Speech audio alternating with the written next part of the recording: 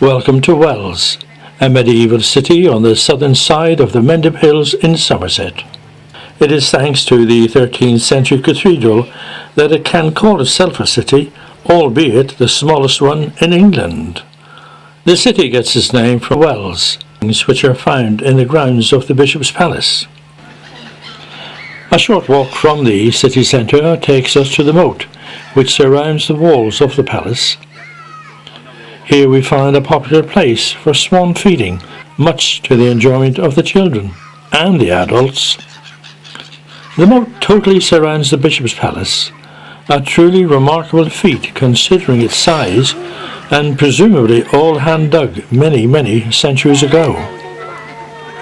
It is, and rightly so, one of the many major attractions here in the city. It is topped up by waters from the springs in the palace grounds, which we shall see later. There is an annually held boat race here, and the bishop is known to participate on occasions. Nearby, the signs invite us to visit the bishop's palace. First impressions are very important, and one cannot help but be very impressed by this magnificent scene. To obtain an overall view of the castle and the grounds, a walk on the ramparts is recommended, and these visitors have obviously had the same idea. The chapel and the palace rooms are seen here, and we will visit those later on, and the adjacent garden. Now for a stroll through the 14 acres of landscaped RHS Park Gardens, home to the springs and wells from which the city of Wells obtained its name. The remains of the Great Hall are of interest, the third largest in England. Here is to be found diverse planting, which includes formal, Dutch-style topiary and water gardens. It is easily seen why such a setting is a chosen and popular venue for weddings. Many events are held here throughout the year. They vary from plant sales, outdoor theatre, cinema, and the English Country Garden Festival. They are open all year round. Outside the ramparts we find the source of the water which discharges into the moat, and also have an excellent view of the cathedral. This sculpture reflects the challenges of children who struggle for many reasons in today's world. It's time for tea, and this looks like the perfect spot.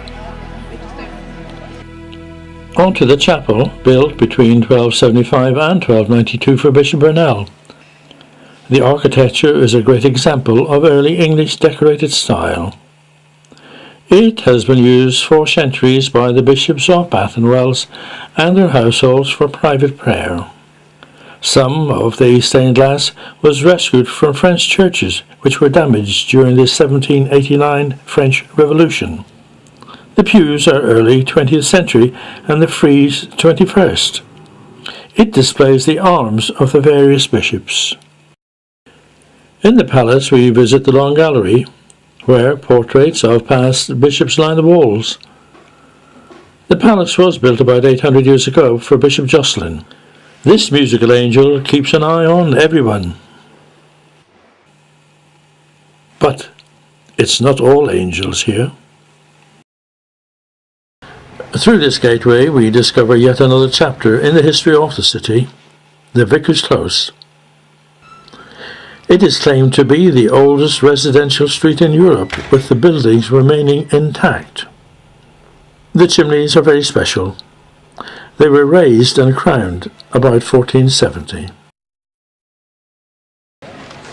The city has a rich mixture of architecture, as can be seen in these buildings, but a walk across the cathedral green takes us to the most magnificent of them all, Wells Cathedral.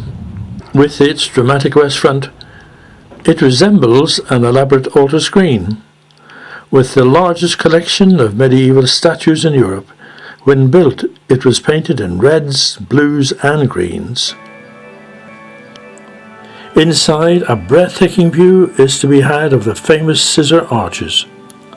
They were inserted in the 14th century as the weight of the central tower was causing the central piers to sink. The nave and transept are masterpieces of the early English style of architecture. Not surprisingly, it is a Grade 1 listed building. The present organ was built in 1857 by Henry Wills. The angels date from then also.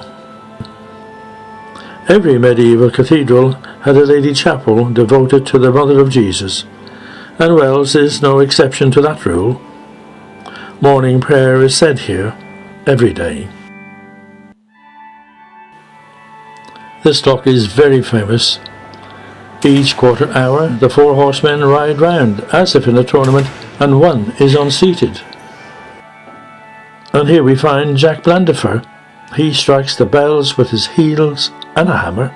The cathedral has been described as unquestionably one of the most beautiful and the most poetic of all the English cathedrals. It dates primarily from the late 12th and early 13th centuries. Construction was under the direction of Reginald de Bohun. It is the seat of the Bishop of Bath and Wells. There are more than 300 sculpted figures to the exterior face of the building. With so many interesting features to see and its historical past, it's not surprising to learn that some 300,000 visitors pass through here each year. We too are part of that number and have walked in the footsteps of millions who have gone before. Finally, now a leisurely stroll through the cloisters to discover the summer exhibition by the local art club. Outside, in the Garth area, a time to reflect on the magnificence of what we have seen, and to give thanks to those whose imagination, perseverance and skills created this architectural masterpiece. For many people, Wells is the most beautiful cathedral city in England, and seems to have everything for the tourist. I have read that it is truly a city whose visual delights are inexhaustible. I agree. But don't just take my word for it. Come and see it for yourself.